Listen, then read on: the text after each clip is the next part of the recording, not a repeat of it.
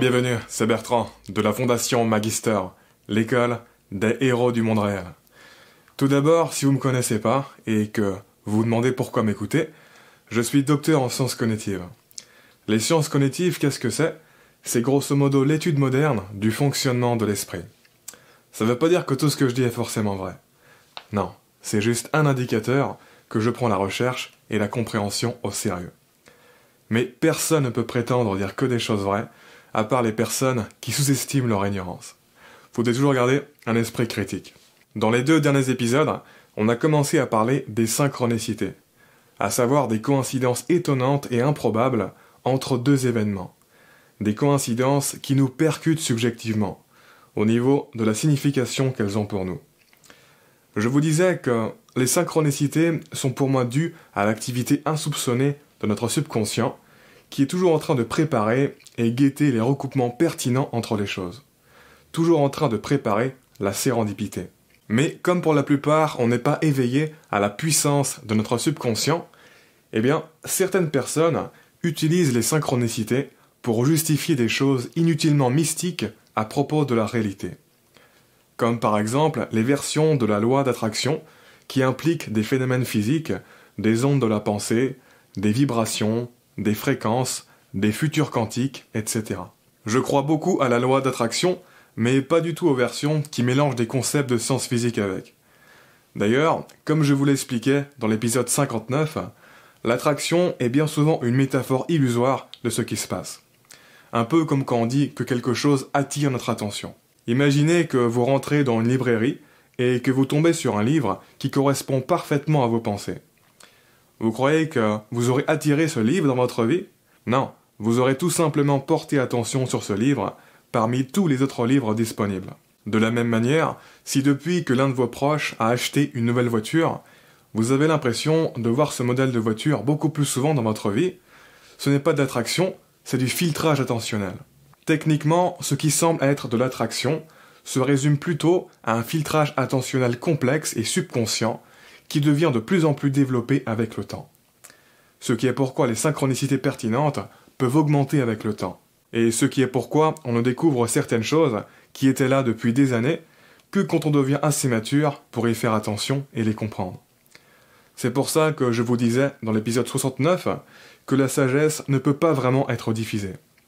Parce que même si tu la diffuses, seules les personnes qui sont prêtes à la comprendre pourront la saisir.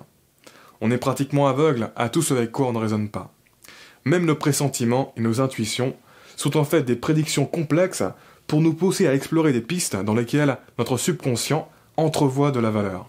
Donc, pour les synchronicités, ce n'est pas que nos pensées envoient un message dans l'univers, ou même dans le futur, et que les choses dont on a besoin nous sont apportées du futur dans le présent. Ce n'est pas non plus que notre conscience est connectée à un champ de conscience universel que la science actuelle ne peut pas encore expliquer, et qu'il se passe des échanges sans qu'on se rende compte qu'on est mis en connexion avec les choses dont on a besoin afin de les faire arriver dans notre vie. Non. Pour moi, les synchronicités ne sont pas du tout hors du domaine de la science actuelle. Les synchronicités sont le reflet d'interactions complexes et distribuées entre notre conscience individuelle, notre subconscient, nos actions et notre environnement. Certes, on n'arrive pas encore à bien les expliquer, mais c'est juste parce que c'est hyper complexe à expliquer, et non pas parce que ce n'est pas explicable et qu'il nous manque quelque chose d'essentiel. Les théories cognitives de l'inaction, par exemple, mettent en évidence que toute la perception est en fait un potentiel d'action.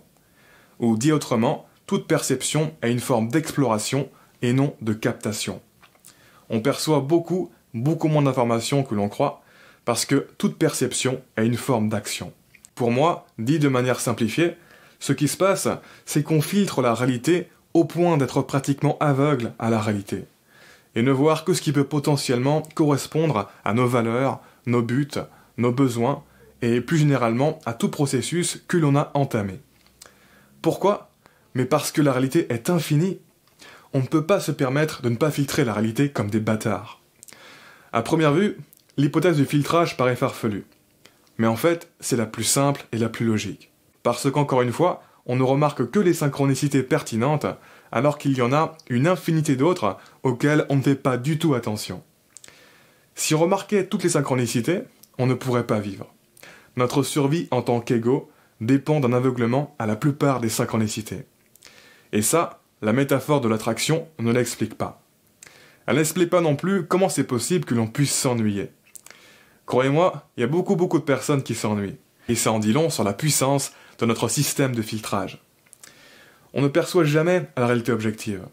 Notre façon de percevoir le présent est fortement chargée et influencée par notre projection du futur, par nos buts, par nos besoins, par nos valeurs, etc. Ou si vous préférez, le présent et le futur sont complètement indissociables. On ne perçoit jamais le présent de manière pure. Ce qu'on appelle le présent est toujours influencé par notre image du passé et du futur. Ce qui est pourquoi l'imagination et le rêve n'ont pas un format différent de la perception. On peut vivre des rêves tellement réalistes qu'on peut se croire éveillé. Comme je vous le disais dans l'épisode 49, on est des projets qui se vivent subjectivement. On existe comme on existe dans le présent parce que notre esprit prédit et projette que l'on doit exister comme ça. C'est-à-dire que chaque instant présent de votre vie dépend d'une prédiction hyper complexe basée sur toutes les informations, tous les modèles que vous avez construits dans votre tête à propos de votre existence dans ce monde, à propos de ce que vous êtes supposé être et supposé vivre maintenant.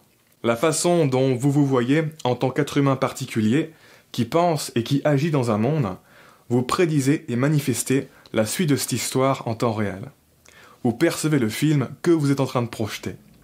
Ce qui est complètement fou quand on y pense. Pour finir, je reviendrai juste sur le hasard et la chance. Dans l'absolu, évidemment que les synchronicités remarquables n'arrivent pas par chance. Évidemment qu'il y a une intelligence derrière les synchronicités. Parce que déjà, dans l'absolu, le hasard n'existe pas. On utilise ce terme de hasard pour parler de phénomènes que l'on ne peut pas prédire consciemment avec les capacités et les connaissances dont on dispose. Mais si nos capacités et nos connaissances étaient infinies, on pourrait absolument tout prédire. Donc, le concept de hasard existe seulement à un niveau relatif, étant donné nos limites. Ce qui est intéressant avec le hasard, c'est que plus l'échelle des phénomènes est grande, moins le hasard est important. La chance est un concept similaire au hasard, mais en même temps très différent, parce qu'il est beaucoup plus lié à notre expérience subjective d'être humain que le hasard. Déjà, la chance implique qu'il se passe quelque chose de positif, quelque chose qui a de la valeur.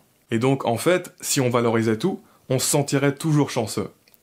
Mais bien sûr, comme on ne valorise pas tout équitablement, on se sent rarement chanceux. La chance implique qu'il se passe quelque chose qui a de la valeur positive et qui aurait pu ne pas se passer. La chance, c'est quand il y a un alignement entre certains facteurs que l'on a contrôlés et des facteurs externes que l'on ne pouvait pas contrôler. La chance, c'est quand quelque chose arrive sans qu'on en soit directement responsable, sans qu'on en soit à la cause directe et suffisante. Cependant, encore une fois, bien souvent, certes, on n'est pas directement responsable de cette chance à petite échelle, mais cela dit, on est indirectement responsable à grande échelle par la quantité d'efforts que l'on a fait. Sur le moment, beaucoup de choses nous paraissent être juste de la chance, hors de notre contrôle, mais c'est parce qu'on néglige la préparation à grande échelle qui a permis de créer cette chance. Si on n'avait pas fait certaines choses dans notre passé, si on n'avait pas continué de faire certaines choses dans le présent, cette chance ne serait jamais arrivée. En fait, la chance est avant tout une question d'apparence et d'ignorance. C'est quand on méprend quelque chose de non hasardeux pour quelque chose de hasardeux. Parce qu'on prend en compte que l'infime partie hasardeuse qui existe à petite échelle et qu'on est aveugle à tous les facteurs non hasardeux à grande échelle. Est-ce que quelqu'un qui joue à beaucoup de jeux de hasard est chanceux de gagner de temps en temps? Non. Plus tu deviens conscient, plus tu penses long terme, plus tu fais de connexions, moins tu parles de chance. Ce qui est pourquoi les personnes qui ne réfléchissent pas beaucoup et qui ne prennent pas de recul sur l'instant présent sont celles qui parlent le plus souvent de chance. Ils vont se dire que telle ou telle personne a été chanceuse par exemple, parce qu'ils sont myopes et ne réalisent pas tout ce que cette personne a fait avant pour un jour avoir de la chance. Sur ce, voilà qui clôt ces 3 épisodes sur les synchronicités.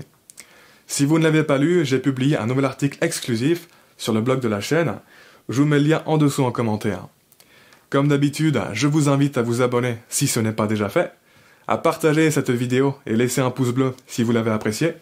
Ça m'aide pour la visibilité. Quoi qu'il en soit, je vous remercie de m'avoir écouté jusqu'au bout et je vous dis à très bientôt pour la prochaine vidéo. Ciao!